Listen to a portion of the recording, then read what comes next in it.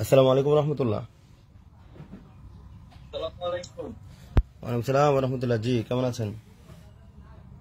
আমি সাদিকুল শরীফ বলছিলাম, রূপগঞ্জ থানা থেকে। ভালো আছেন? হ্যাঁ আলহামদুলিল্লাহ ভালো আছে। আপনার কি নাম জানি আপনার? মোহাম্মদ শরীফ হোসেন। Sub inspector? জি। ও আচ্ছা আচ্ছা, বুঝতে পারছি। জি ভাইজান ভালো আছেন? জি আছে আলহামদুলিল্লাহ। আচ্ছা বলেন। আপনার পুরো নাম কি? আমার নাম শফিকুল ইসলাম। মুফতি শফিকুল ইসলাম জি আব্দুল্লাহ না? জি জি, মুফতি শফিকুল ইসলাম আব্দুল্লাহ। জি। আচ্ছা, আমি জানতে চাইছিলাম, ওই যে আমরা বিভিন্ন ইয়েতে দেখছি যে আপনার ওইখানে হুজুর আসার কথা, আতাউর রহমান। জি জি জি কি এসেছিল? জি, উনি ওই আমাদের মোতাউল্লি সাহেব অসুস্থ, তো ওনাকে দেখার জন্য, উনি অনেক অসুস্থ, দেখার জন্য সকালবেলা আসছিলেন আর কি।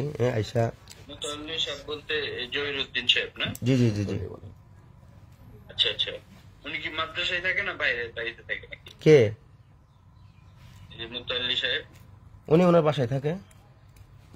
ও, ওনাকে দেখতে আসছিল তাই তো? জি জি জি। আচ্ছা, পরে আসে না চলে গেছে?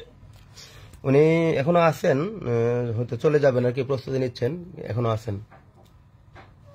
আচ্ছা আচ্ছা আচ্ছা, ঠিক আছে। না, ওই একটা লেখা ছিল 6টা থেকে 7টায় প্রোগ্রাম করবে। এই ওনার শর্ট প্রোগ্রাম ছিল, তাড়াতাড়ি চলে যাবেন বলেই মানে শর্ট প্রোগ্রামের কথা বলে চলে গেছে, দেখা সাক্ষাৎ হয়েছে। পরে যাওয়ার আগে তো একটু রেস্ট নিয়ে যাবে আর কি, তো রেস্ট নেওয়ার জন্য সময় করছিলেন। মানে এখনো আছেন, বাকি চলে যাওয়ার জন্য প্রস্তুতি নিয়ে গুছিয়ে ফেলছেন। বাকি কি জন্য জি, মানে কোন দরকার আছে নাকি? না, আসলে কি সাক্ষাৎ করা যাবে? তো ওনার সাথে কথা বলতে হবে, উনি এতক্ষণ থাকবে কিনা আপনার আসা পর্যন্ত। কতক্ষণ লাগবে আসতে কতক্ষণ লাগবে? সময় লাগবে, ঘন্টা। আচ্ছা আচ্ছা, তাহলে ওনার সাথে কথা বলার ব্যবস্থা করে দিই আপনার। একটু দেন তো, কথা বলি। আচ্ছা ঠিক আছে, তাহলে ওকে কথা বলি। আসসালামু আলাইকুম। আসসালামু আলাইকুম। ওয়ালাইকুম আসসালাম রাহমাতুল্লাহ। ভাই আপনার পরিচয়? আমি সাব ইন্সপেক্টর শরীফ বলছিলাম, ডিএসবি রূপগঞ্জ। জি। আপনি যে এখানে আসতেন, এই আপনার এই থানার আন্ডারে আর কি, থানার আন্ডারে জি মাদ্রাসা আর কি। জি, সেই কারণে আর কি। আপনি কি আসেন না বেরিয়ে যাবেন আস্তে আস্তে? আমার এখানে মূলত আসছিলাম ওই যে মুতালি সাহেব অসুস্থ, ওনাকে দেখার জন্য, এটা ছিল মূল। তারপরে আসলাম মতো, বললো যেহেতু আসছি, ওনারাও বললো যে তাইলে আমি আসছি রাত্রে আর কি, ছিলাম এখানে। তো ওনারা বললো তাইলে সকালবেলা একটা দিনী মজলিস করা হোক, একটু দিনী কথাবার্তা। তো পরবর্তীতে রাতে আবার যখন ডিসিশন হইলো, সকালবেলা আমি আবার একটা প্রোগ্রাম এখানে করা হয়ে গেছে। তো ঘুমের চাপ ছিল, পরে প্রোগ্রাম করে আমি ঘুমাইছি, একটু আগে ঘুম থেকে উঠছে। আচ্ছা, এখন না আপনি না চলে যাই বা থাকি, এটা মানে আমার ব্যাপারে আপনি খোঁজখবর কেন নিচ্ছেন জানতে চাচ্ছি আমি। না, আমরা ডিএসবি, তো আমরা পুলিশের লোক। আপনি এখানে আসতেন মেহমান, আমরা আমাদের জানতেই পারি, আমাদের কাছে অনেকে জানতে চায়, সেই কারণে বলা। অনেকে বলতে আমাদের জানতে চাই আপনার যেটা হলো, আপনি দাওয়াত দিতে আসতেন না এখানে, একটা ইয়েতে আসতেন। আমরা তো পুলিশের কাজ করি, হ্যাঁ, আমাদের কাছে জানতে চাই। আমি তো আর না জেনে বলতে পারবো না যে আপনি আসতেন কি না আসতেন, চলে গেছেন কি আসেন। আচ্ছা, মানে কে জানতে চেয়েছে? আমি তো ডিএসবি তে কাজ করি, বুঝতে পারছেন? জি জি। আমি আসবো, আমার কথা হলো, আমার পার্সোনাল কিছু কথা থাকতে পারে, পরামর্শ থাকতে পারে, যদি থাকেন। আর না হলে তো সমস্যা নাই। আচ্ছা, সকালে তো আপনাদের এক গাড়ি পুলিশ এসেছিল এবং সিভিলও এসেছিল, এই ব্যাপারে আপনি জানেন? কি আসছিল? সকালে এলাকায় এক গাড়ি পুলিশ আসছিল এবং সিভিলেও কিছু লোক আসছিল। ও আচ্ছা আচ্ছা, না আমার জানা নাই। তাহলে বোধহয় লোকাল যে ফাঁড়ি দিতে পারে। আচ্ছা আচ্ছা, আপনি বলতে পারবেন?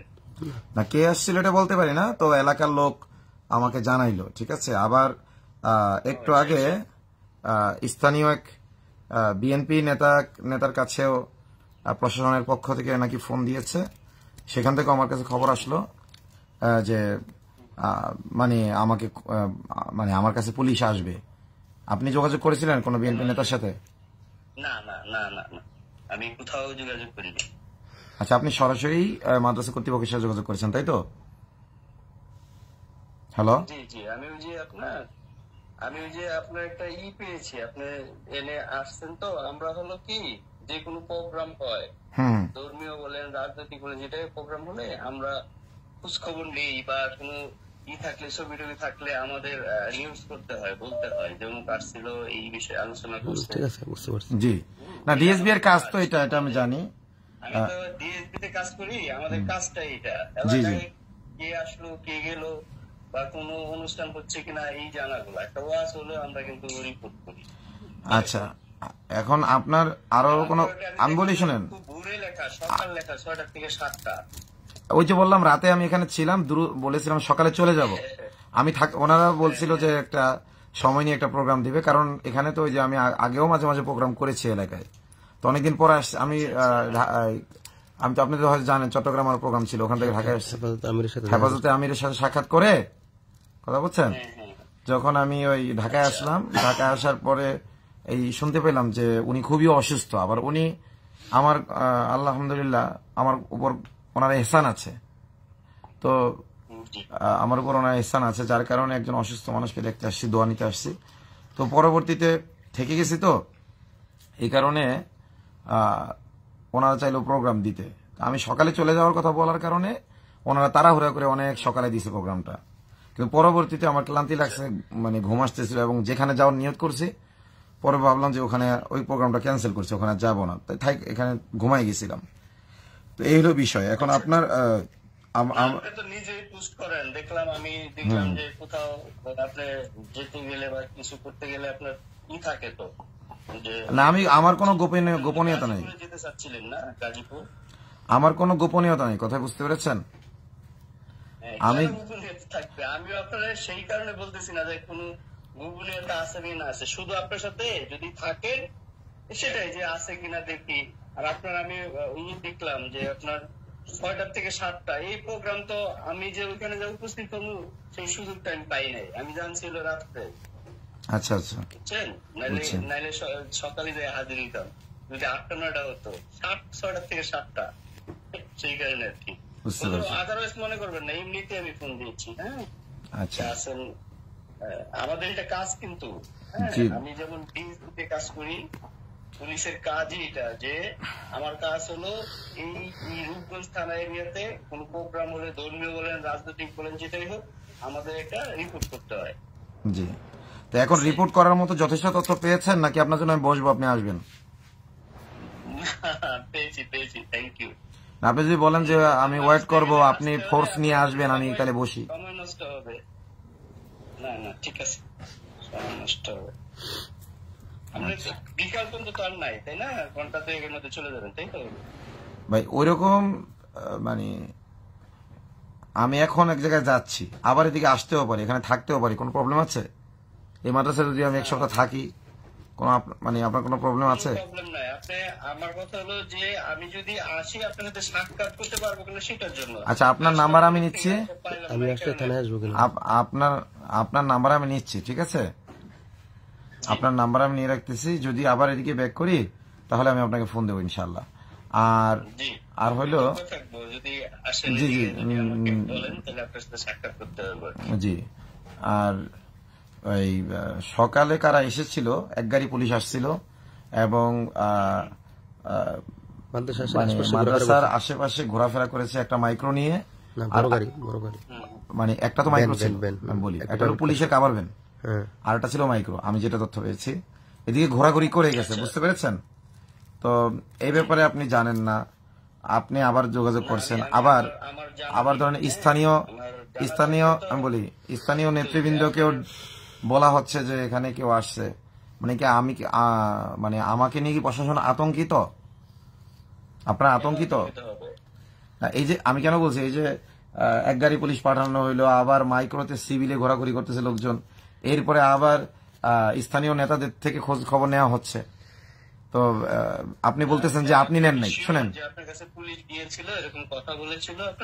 না না, আমার সাথে কথা বলেনি বলেই তো টেনশন বেশি, কথা বললে তো সমস্যা ছিল না। আমার মনে হয় যে ওইদিকে তো পূর্বাঞ্চল না, ওইদিকে তো অনেকে ঘুরে, মাইক্রো টাইক্রো নিয়ে ঘুরে, এরকম কিছু কিনা?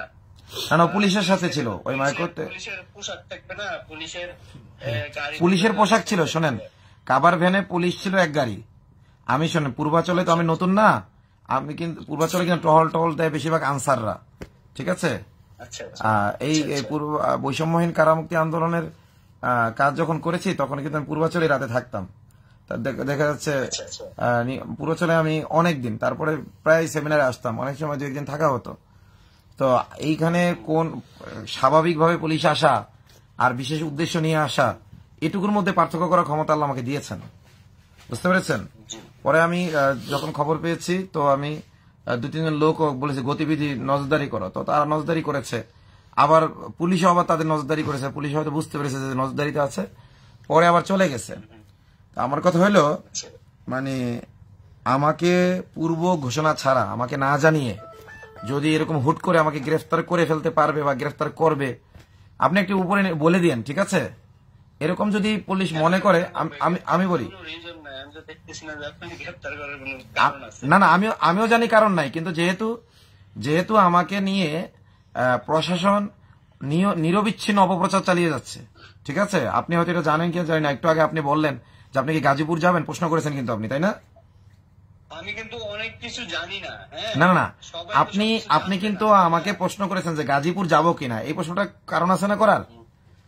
কিছুই না জানে তো না না, আমি গাজীপুর যাবো এই মর্মে তো আমি পোস্ট দেই নাই। শোনেন, আমি কিন্তু গাজীপুর যাবো এই মর্মে পোস্ট দেইনি ভাইয়া, ঠিক আছে। আপনি নিজে থেকে জিজ্ঞেস করেছেন। আমি কেন বললাম, ধরুন আমি কিন্তু আসলে আপনার সম্বন্ধে আমার ওই রকম ধারণা ছিল না বা নাই। আচ্ছা আচ্ছা। যখন খোঁজ করলাম দেখলাম ওই যে আপনার ওইখানে আপনার এই মাদ্রাসা যে এই আপনার হেলিপ্যাডের পাশে, জি জি, এতটুকু আমার এখানে খুব একটা নলেজে নাই, অনেক তো মাদ্রাসা থাকে। আমি তো নিজেই তো পোস্ট করছি এটা, দেখলাম যে ওদের লিঙ্ক আছে, তারপরে যে ফোন নাম্বার নিয়ে কথা বলা, তারপর হলো খুঁজে বের করা, দেখা গেল যে আপনি কি, আপনার তো একটা ছবি যে এখানে যে আসবেন, জি জি, এটা আছে কিন্তু, হ্যাঁ জি, দেখা গেল যে আপনার ওইখানে আপনার লিঙ্ক চলে আসে না। ডিএসবিআই যে কোনো পাবলিক ফিগার কোথাও গেলে ডিএসবিআই এটা তদন্ত করে, এটা একটা স্বাভাবিক নরমাল। আপনি যে আমাকে ফোন করেছেন এটা আমি নরমাল ভাবেই নিতাম, কিন্তু যেহেতু এই যে স্থানীয় এক বিএনপি নেতার কাছে আমার খোঁজখবর জানতে চাওয়া হয়েছে এবং থানা থেকে তাকে বলা হয়েছে আমার কাছে আসবে, আমাকে কি জন্য আসবে জানি না, থানা থেকে না কোথাও থেকে পুলিশ ফোন করেছে স্থানীয় বিএনপি নেতাকে, ঠিক আছে। আবার এক গাড়ি পোশাক পরিহিত পুলিশ এবং তার সাথে সিভিলে মাইক্রোতে আরো গাড়ির লোকজন, ঠিক আছে।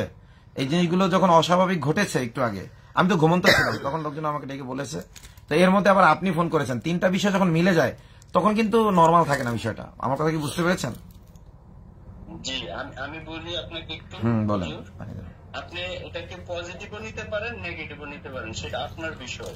হ্যাঁ, আমার কাছে হলো, আমি বলতেছি যে আপনি এখানকার মেহমান আসছেন, আপনি আসছেন কি চলে গেছেন, এটা আমার দায়িত্ব। আমাকে যদি কেউ বলে যে অমুক আছে কিনা বা অমুক এখানে আসছে তুমি জানো, সেই না জানাটা আমার ব্যর্থতা। হ্যাঁ, জি জি, আপনি কি মনে করতেছেন সেটা আপনার বিষয়। আর আপনি আমি আসে কথা বললাম, মানুষের অনেক কিছু জানার থাকে, বোঝার থাকে, ধর্মীয় কথা বলেন, আমারও অনেক কিছু জানার বিষয় থাকতে পারে, সেটা আমার পার্সোনাল বিষয়। হ্যাঁ, অন্য কিছু না, আপনি আদারওয়াইজ নেবেন না। আর কে আসলো কে গেল, পুলিশ আসলো কিনা আসলো সেটা আমার জানা নাই। আর আমি বলি, আপনি যদি ওই রকম মানে আপনাকে পুলিশ ধরতো বা যেত, আপনার কাছে সরাসরি চলে যেত। আর পুলিশ তো একটা কথা শুনলে ঘুরবেই, একটা কথা শুনলে একটা, আপনি এখন যেটা আমি বুঝতেছি আপনার অনেক চিনে, আপনিও জানেন যে অনেক আলোচনা হচ্ছে, সেই হিসাবে পুলিশও একই করতে পারে, জিজ্ঞাসা করতে পারে, এলাকায় যেতে পারে, এটা তো অপরাধের কিছু না। হ্যাঁ হ্যাঁ অবশ্যই। আমার কথা হলো যে আপনি আপনার কাজ করতেছেন, আমরা আমাদের কাজ করতেছি, আর কিছু না। জি ধন্যবাদ। তো আমি যদি এখানে থাকি, ঠিক আছে, আপনাকে আমি জানাবো, আবার যদি আসি এবং থাকি আপনার নাম্বার আমি রেখে দিচ্ছি। আমি যদি আমার সুযোগ হয় আপনার সাথে সাক্ষাৎ করবো, এটা হলো আমার কথা। জি, আর আমি এই যে পূর্বাচলে আসাটা এটা আমার নরমাল। আমি ঢাকায় যখনই আসি, আপনি এর আগে আপনি এখানে কতদিন আছেন? আমি মোটামুটি বছরখানেক হয়ে গেল, ইয়ের পরে আসলাম আর কি, আপনার 5 আগস্ট পর। ওই 5 আগস্টের পর 5ই আগস্টের আমি এখানে 5 আগস্টের আগে থেকে আসা যাওয়া করি, হাসিনার আমল থেকেই। ঠিক আছে, আপনি অনলাইনেও সার্চ দিলে পাবেন যে মার্কাজুসসালাম পূর্বাচলে বিক্রমপুরী। আমি এখানে মাসিক সেমিনার হইতো, তখন আসতাম। বিশেষ করে 5 আগস্টের পরে যখন বৈষম্যহীন কারামুক্তি আন্দোলন প্রতিষ্ঠা হইলো, তখন ওই ঢাকায় তো এরকম আত্মীয় স্বজন যদিও আছে, তবুও এই যে আমার এখানে একটু গ্রাম্য একটা পরিবেশ, এটা আমার ভালো লাগে আর কি। তো আমি কিন্তু এদিকেই থাকতাম, ঢাকায়ও থাকতাম, এদিকে আমার বেশি থাকা হইতো। ঠিক আছে, তো এটা আমার কাছে পূর্বাচল আসাটা একেবারে নর্মাল। হ্যাঁ, এখানে আলাদা কোনো এজেন্ডা নিয়ে আমার আসতে হবে তা না। আমি এমনি 2 দিন একটু শহরে আছি, একটু রিল্যাক্সে ঘুমাবো, যাই পূর্বাচল যাই একটু ঘুমাই আসি, এরকম ভাবেও আমি আসি পূর্বাচল। কথা বুঝতে পারছেন? আমি রাতে আসি, আমি দিনে আসি, আমি সবসময় আসি। তো যেহেতু আপনি বললেন যে আমার এখানে আসার পরেও আপনার না জানাটা ব্যর্থতা, তো আপনাকে আমি ব্যর্থ প্রমাণ করতে চাই না। আমি যদি আবার আসি, আমি নিজে থেকেই বলবো যে ভাই আমি আইসি। ঠিক আছে, টেনশন মানে আমার কথা হলো যে আমার কোনো কিছুই গোপনে আমি করছি না, সবকিছু প্রকাশ্যে করছি। কিন্তু আমার নামে অলরেডি প্রশাসনের পক্ষ থেকেই অপপ্রচার করা হয়েছে, এবং তাদের অপপ্রচারকে আরো কয়েক গুণ বাড়িয়ে কিছু ওই হাসিনার আমলে যে সকল মিডিয়া আলেমদের বিরুদ্ধে ছিল, তারা অনবরত অপপ্রচার চালানোর চেষ্টা করছে, এবং দেশবাসী এটা নিয়ে কনসার্ন। আমি আমির হেফাজতের কাছে গিয়েছিলাম, তিনিও আমাকে আশ্বস্ত করেছেন যে টেনশন করেন না, ইসকনের বিরুদ্ধে তো শুধু আপনি না, আমাদের আহমদ শফি সাহেব রহমতুল্লাহ আলাই বলে গেছেন, আল্লামা আহমদ শফি, ইসকনের বিরুদ্ধে আল্লামা জুনাইদ বাবনগরী রহমতুল্লাহ কথা বলে গেছেন। ইসকনের বিরুদ্ধে বাংলাদেশের দলমত নির্বিশেষে প্রতিটি আলেম কথা বলেছেন, এমনকি বলতেছেন, এমনকি দলিত হিন্দুরা ইসকন যে সকল মন্দিরগুলো দখল করেছে বাংলাদেশে, প্রায় আমি একটা ভিডিওতে দেখলাম, আমি নিজে তো আসলে তদন্ত করি না, এই ডেটাটা কতটুকু সঠিক জানি না, 80,000 নাকি সংখ্যাটা, আল্লাহ ভালো জানে যে এত মন্দির আছে কিনা, বা ধরেন সংখ্যাটা গুরুত্বপূর্ণ না, যে বড় একটা সংখ্যা তারা হিন্দুদের মন্দির দখল করেছে। এবং আমি কারাগারেও ছিলাম, সেখানেও যশোর কেন্দ্রীয় কারাগারে একজন হিন্দু ছিলেন, তিনি একজন কারারক্ষী পর্যন্ত ছিলেন, তারা বলতেন যে এই ইসকন এসে আমাদের এই সম্প্রীতি বিনষ্ট করছে। ঠিক আছে, এর আগে তো আবহমান কাল থেকে তো বাংলাদেশে হিন্দু মুসলমান বসবাস করে আসছে, আমরা আমাদের ধর্ম পালন করছি, তারা তাদের ধর্ম পালন করছে। ধর্ম যার যার উৎসব সবার, এই সকল বস্তা পচা স্লোগানের প্রয়োজন হয় নাই, তাই না? ধর্মীয় সম্প্রীতি নামক কোন হিন্দু মুসলিম সহ অবস্থান করেছে, তাদের হিন্দু বাড়ি থেকে তেঁতুল আনতে যেতাম, তারা আমাদের বাড়িতে শাক তুলতে আসতো, এখনো এটার চলমান আছে। তো এই জন্য আমি যেটা বলবো সেটা হলো যে উগ্র হিন্দুত্ববাদী সন্ত্রাসী সংগঠন ইসকনের পক্ষে যদি প্রশাসন এখনো থাকে এবং এটার পক্ষ নিয়ে যদি মিথ্যাচার করে যায়, হয়তো আমি এক বিক্রমপুরীকে মেরে ফেলতে পারবে, ঠিক আছে, আমি এক বিক্রমপুরীকে জেলে নিতে পারবে, কিন্তু এতে প্রশাসনের খুব একটা লাভ হবে না, লস হবে। আমাকে গ্রেফতার করুক কিংবা অন্য কিছু করুক, দিন শেষে এতে হাসিনার লাভ। ঠিক আছে, দেশকে এই দেশকে যদি এইভাবে মানে জিনিসটা মানে যেমন 13 বছরের মেয়েটা ধর্ষিত হয়েছে, ভাই বয়স হলো 13, পুলিশের ভেরিফাইড থেকে পেজ থেকে কি এটা বলতে পারে যে এই মেয়েটা প্রেম ঘটিত বিষয়, এই মেয়েটা আরো 2 বার পালাইছে এই ছেলের সাথে, স্বেচ্ছায় ফিরে আসছে, মানে একেবারে মিথ্যা কথা যে মেয়েটা 2 বার এর আগে বাড়িতে পালাইছে। প্রেমের বিষয়, মনের বিষয়, ধরে নিলাম যে ও মনে মনে ছেলের ভালোবাসতো, তাদের সাথে প্রেমের সম্পর্ক ছিল, যদিও মেয়ে অস্বীকার করছে, মেয়ে তো ধর্ষণের বিরুদ্ধে মানে ধর্ষণ করেছে মর্মে আমাদের কাছে স্বীকারোক্তি দিয়েছে, পুলিশের কাছেও বলেছে, কিন্তু এটাকে প্রেম ঘটিত বিষয় বলে হালকা করতে চাওয়া, এবং 13 বছরের মেয়েটার কি কোনো কনসেন্টের কোনো দাম আছে বলেন তো? আচ্ছা, প্রেমের ব্যাপারে কনসেন্ট থাকলেও তার কি ফিজিক্যাল রিলেশনের ব্যাপারে কি মেয়ে কনসেন্ট দিয়েছে, বা দিলেও কতবারের জন্য দিয়েছে, বা এইটা কি যদি এটা সত্যও হয়ে থাকে পুলিশের ভেরিফাইড পেজ থেকে এটা প্রচার করতে পারে কিনা পুলিশ, তদন্তাধীন বিষয়। এই জন্য আপনার আশঙ্কার বিষয় কোনটা, এই যে প্রকাশ্যে জনপরিসরেই যেহেতু বেআইনি কাজ বুক ফুলিয়ে করতেছে পুলিশ, যেটা পুলিশই বলে যে এগুলো তদন্তাধীন বিষয়, এগুলো এইভাবেই প্রচার করা যায় না, যেটা বিচারের মধ্যে প্রভাব পড়তে পারে, তাই না, আইনের মধ্যে আছে এটা, সেই কাজগুলো পুলিশ করতেছে এবং মিথ্যা বলতেছে যে মেয়েটা এর আগে 2 বার পালিয়ে গেছে। এরপরে ধরেন মহিবুল্লার ক্ষেত্রে যে নাটকটা চালাইতে চাচ্ছে যারা, তো আসলে জনগণ তো খাচ্ছে না তাদের নাটক, তবুও তারা একরকম জোর করে, হাসিনার আমলে যেমন জনগণ গ্রহণ করলো কি করলো না এটা দেখার বিষয় না, আমরা আমাদের কাজ করে যাব। তো ওই ধরনের একটা কথা যে জনগণের কাজ জনগণ করছে, পুলিশের কাজ পুলিশ করবো, আমরা আমাদের মতো কাজ করে যাব। যদি অর্থ এটা হয় তাহলে খুব ভালো কিছু ফলাফল হবে না, এবং এতে আওয়ামী লীগ এবং হাসিনার লাভ। কথা বলছেন? হ্যালো, আচ্ছা, যদি আপনারা জুলাইয়ের পক্ষ শক্তি হয়ে থাকেন, জুলাইয়ের পক্ষ শক্তি যদি হয়ে থাকেন আপনারা, তাহলে আমি বলবো ইসকনের বিরুদ্ধে পদক্ষেপ নেন। হিজবুত তাহরির, ফোন আসতেছে। সমস্যা নাই, হিজবুত তাহরিরের মতো একটা সংগঠন, আপনার যারা একেবারে একটা নিরীহ সংগঠন, তবুও আমরা তাদেরকে সমর্থন করি না, যেহেতু তাদের পুরোপুরি কোরআন হাদিসের অনুযায়ী আমরা মনে করি না তাদেরকে, ঠিক আছে? এই জন্য আমরা ওলামায়ে দেওবন্দ কিন্তু হিজবুত তাহরিরকে আদর্শিক দিক থেকে সমর্থন করি না। কিন্তু আদর্শিক দিক থেকে সমর্থন না করা এটা ভিন্ন বিষয়। এই কারণে তাদেরকে আমরা জঙ্গিও মনে করি না। কারণ কি, তারা কোন জায়গায় একটা, আপনাকে আমি একটু প্রশ্ন করি। আমি একটু বলে নিই, আমি একটু বলে নিই, তো আমরা তাকে জঙ্গিও মনে করি না, আবার তাদেরকে পুরোপুরি হকপন্থীও মনে করি না। কিন্তু হকপন্থী না হইলেই যে সে জঙ্গি হয়ে যাবে এটা না। জঙ্গি হইলে তো জনমনে আতঙ্ক সৃষ্টি করার মতো কাজ করা লাগবে তাদের, তাই না? সন্ত্রাস করা লাগবে। তো আজ পর্যন্ত হিজবুত তাহরির কোন একটা মানুষকে চর মেরেছে এরকম একটা মামলাও আমরা কোনো জায়গায় দেখি না, কোনো ডকুমেন্ট আমরা পাই না যে হিজবুত তাহরির ওই জায়গায় বোমা হামলা করছে। তো হিজবুত তাহরিরের মতো একটা নিরীহ সংগঠনও কি নিষিদ্ধ? কি জন্য নিষিদ্ধ? যে তারা ইসলামী শাসন চায় এই দেশে, ঠিক আছে? তাইলে যারা এই দেশের রামরাজত্ব প্রতিষ্ঠা করতে চায় তারা কেন নিষিদ্ধ হবে না? এবং শুধু চাই না, বরং তাদের অনেক কাজ আছে। তাদের হত্যা, ধর্ষণ, গুম থেকে নিয়ে এমন কোন মানবতা বিরোধী অপরাধ নাই যেটা হাসিনার আমল তারা করেনি, এবং এখনো পর্যন্ত তারা টুকটাক চালিয়ে যাচ্ছে এই সকল অপরাধগুলো। এবং উকিল হত্যা, এই যে ব্যারিস্টার আলিফ হত্যা, ঠিক আছে? এবং একজন পুলিশের ডিএমপির একজন কর্মকর্তা, কি জানি অনেক কোন পদে আছে, ডিএজি না কোন পদে, তিনি পর্যন্ত বলতেছেন ইসকনের ওই নেতাকে গ্রেফতার করার কারণে ওনার বাচ্চাকে স্কুলে পাঠাতে উনি ভয় পাচ্ছেন, হুমকি আছে ওনার উপরে। আপনাদের প্রশাসনের লোক পর্যন্ত তাদেরকে ভয় পাচ্ছে। আমাকে হুমকি দেওয়া হইলো কয়েকবার। হ্যাঁ, উল্টো আপনারা বলতেছেন আমাকে স্টেবল সরকার থাকলে আমাকে নাকি আপনারা গুলি করে মারতেন। ঠিক আছে, স্টেবল সরকার থাকলে গাজীপুর প্রশাসন আমাকে গুলি করে, না না আমার সময় নষ্ট হচ্ছে না। এখন বলেন এই বিষয়গুলো আপনাদের বলতেছেন, আপনাদের আপনার কোন পুলিশের কাছে আপনি বুঝতে পারছি।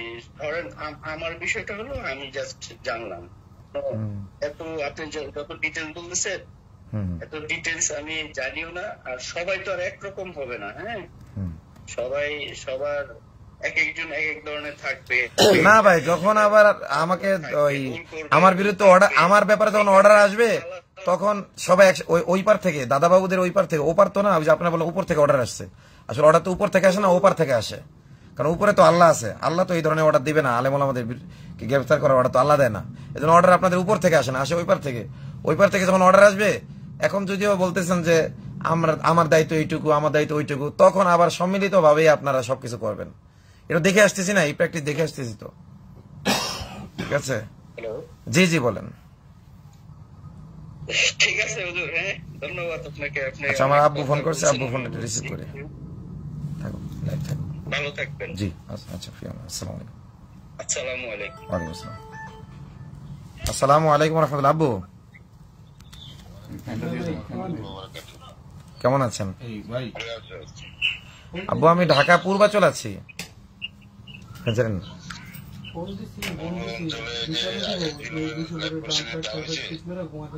হ্যাঁ,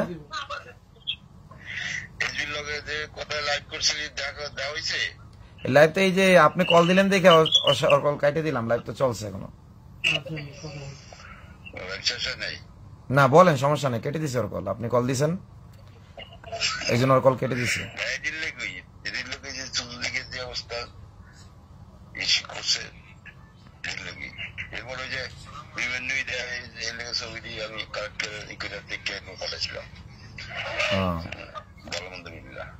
আচ্ছা আবু, টেনশন করেন না, হাসিনার আয়নাঘর থেকে আল্লাহ ফিরে আনছে আপনাদের দোয়ায়। বলছি কি আব্বু, হাসিনা যখন আমাকে আয়নাঘরে নিল, আপনাকে বলছিল না ওই যে পুলিশ যশোর থেকে, ওই যে যশোরে যখন আমাকে আয়নাঘর থেকে বের করে এনে আপনার কাছে টাকা চাইছিল, আপনি বলছিলেন না যে আমার ছেলেকে ঘুষ দিয়ে ছাড়াবো না, যদি আমার ছেলে হকের উপর থেকে থাকে আল্লাহ তার জন্য যথেষ্ট, বলছিলেন না? তাহলে হাসিনার চেয়ে দেশের অবস্থা তুলনামূলক ভালো আছে না হাসিনার আমলের চেয়ে? তাইলে আপনি টেনশন করেন না। এই যে এখনো লাইভ চলতেছে, আর মোবাইলে একটা দুইটা না, আমার সাথে আমার দিনী ভাইরা এখন যদিও লাইভে আমাকে একা দেখা যাচ্ছে, কিন্তু আমার চতুর্পার্শ্বে সবসময় 8-10 জন দিনী ভাই মোবাইল নিয়ে রেডি। আমাকে কিছু করলে পুরো দেশবাসী দেখবে, কথা বুঝতে পারছেন ইনশাল্লাহ। তো আপনি এগুলো নিয়ে টেনশন করেন না। হাসিনার আয়নাঘর থেকে আপনাদের দোয়ায় আল্লাহ আমাকে নিয়ে আসছে, সেখানে তো এটা তো আল্লাহ চাইলে 50 মুখে পা কাটাইতে পারে, যদি তকদিরে থাকে, সেটা তো কেউ ঠেকাইতে পারবো না, তাই না? তকদিরে যদি থেকে থাকে, কিন্তু ওইটা মানে আল্লাহ চাইলে সবকিছুই হইতে পারে, কিন্তু দুনিয়া তো আসবাবে চলে, আসবাব হিসেবে বলছি। ওই সময় কেউ চিনতো না, জানতো না, পুরো দেশবাসীর 1% লোক আমাকে চিনতো না। তো তখনই যেহেতু আমাকে তখনও তো আমি লাইভ করে গ্রেফতার হইলাম, তারপরে নিয়ে গুম করলো। আপনি কত দূরে দূরে ঘুরছেন, আপনাকে তো তারা বলে নাই যে আমার ছেলে অমুক জায়গায় আছে, বলছে? বলে নাই। এরপরে জিকর কাছ থেকে আপনার কাছে কয় টাকা চাইছিল যে এই কয় টাকা দেন আপনার ছেলেকে আমরা ছাড়ে দেওয়ার ব্যবস্থা করতেছি? কয় টাকা চাইছিল? হ্যালো,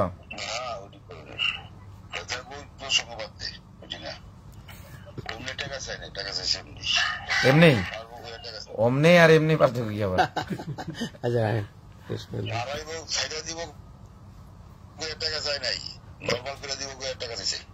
ও ছাড়বো কেন, নর্মাল করবো তাই তো টাকা দিয়েছিলেন? তাও ছাড়বো না, টাকা নিয়ে ছাড়বো না।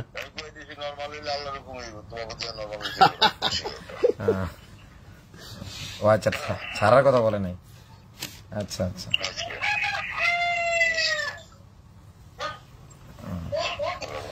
তো আপনার শরীর ভালো আছে? আলহামদুলিল্লাহ। আচ্ছা, তো যাই হোক, পুরো দেশবাসী তো এটা নিয়ে আছে। আর আমিরে হেফাজতের কাছে আমি গিয়েছিলাম, ওনাকে পুরোপুরি বিস্তারিত কথা বলছি ওনার সাথে। তো উনি পুরো বিষয়গুলো বিস্তারিত মনোযোগ দিয়ে শুনেছেন এবং বলেছেন ঠিক আছে, সমস্যা নেই। ইসকনের বিরুদ্ধে তো পুরো হেফাজত ইসলাম সবসময় আমরা ছিলাম, আছি। আপনি তো আলাদা কোনো কাজ করতেছেন না, আমাদের সেই হেফাজত ইসকনের বিরুদ্ধে তো আমাদের হেফাজত ইসলামের কাজ করা উচিত ছিল। তো আপনি যে কাজটা করছেন এটা আমাদের কাজ। তো আমি বললাম আমি তো আপনাদেরই, আমি তো কমই সন্তান। তো এগুলো সব শুনে হুজুর খুশি হয়েছে, কোথায় পড়ছি না পড়ছি বিস্তারিত হুজুর শুনছে আমার কাছে। তো এখন হুজুর বলছে প্রশাসন মনে হয় এই ভুল করবে না, তারপরে যদি আপনার নিরাপত্তার ব্যাপারে প্রশাসন হুমকি হয় তাহলে আমরা ইনশাল্লাহ হেফাজতের পক্ষ থেকে আপনার নিরাপত্তার ব্যবস্থা করব। কিন্তু মানে উনি বলতেছে যে প্রশাসনের মনে হয় এই সাহস হবে না, মানে উনি আর কি বিষয়টাকে একটু হালকা করে নিচ্ছে, কারণ আমারটা তো আমি অনুভব করতে পারতেছি।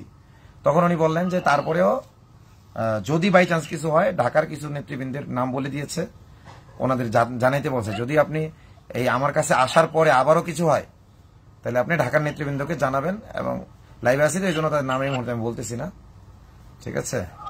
তো তাদেরকে তাদের সাথে আমাকে যোগাযোগ করতে বলছে সাথে সাথে, এবং উনিও তাদের কাছে ফোন করে বলে দিছে, ঠিক আছে? তো আসলে তো কেউ কাউকে নিরাপত্তা আল্লাহ তালাই দিবে। তো তবে এখনো যে এই মাদ্রাসায় আমি আছি, আপনি হেফাজতের দায়িত্বে আছেন না? কি দায়িত্বে? ঢাকা মহানগর। উনিও ঢাকা মহানগরের দায়িত্বশীল। তো উনি বলতেছে যেহেতু আমিরে হেফাজত আপনার নিরাপত্তার কথা বলছে, পক্ষে কথা বলছে, আপনার পাশে আছে বলছে, শুধু সমস্যা নেই। আমরা হেফাজত দায়িত্ব নেওয়া যেহেতু নিজেতে আপনি আমার মাদ্রাসা থাকবেন, আমি তো হেফাজতের লোকই। উনি এখানে থাকতে বলতেছে, আমি বলছি দেখি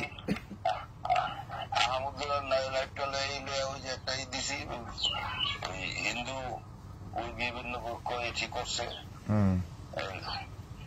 টকশো করছে,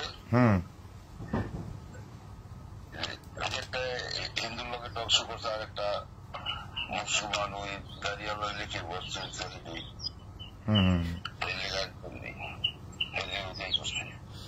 ঠিক আছে। না ওই টকশোটা, ওই যে হিন্দু যে টকশোটা, ওই যে গোবিন্দ প্রামাণিক মনে আরো আগের, তারা আর কি ওই যে মুসলিমদের বিরুদ্ধে প্রস্তুতি নিয়েছে। টেনশন করেন না, আমার সাথে সব সময় লোক আছে। হ্যাঁ, ও ওইটা আচ্ছা, মাহমুদুল্লাহ। হ্যাঁ, আহমদুল্লাহ যেটা দিছে টকশো, আমাদের লাইভটা দেওয়ার পরে এরপরে টকশোটা করছে। এটা আমি একটা দিয়েছি, আচ্ছা আমি দেখতেছি, আমি দেখি নাই তাহলে, আমি তাহলে বুঝি নাই কোনটা পাঠাইছেন, আমি দেখতেছি। ঠিক আছে, আচ্ছা আবার ইতিহাস করতে হবে, এটা কোনো অবসর কি হয়েছে? হারিয়া আচ্ছা যদি সুযোগ যদি হয় আমি দেখতে যাবো ইনশাল্লাহ। ঠিক আছে, আল্লাহ তাআলা সুস্থ করুক। আসাল্লাহ আচ্ছা দোয়া করেন আব্বু। ওকে, শেষ করে দিন। আসসালামু আলাইকুম। শেষ করে দিন।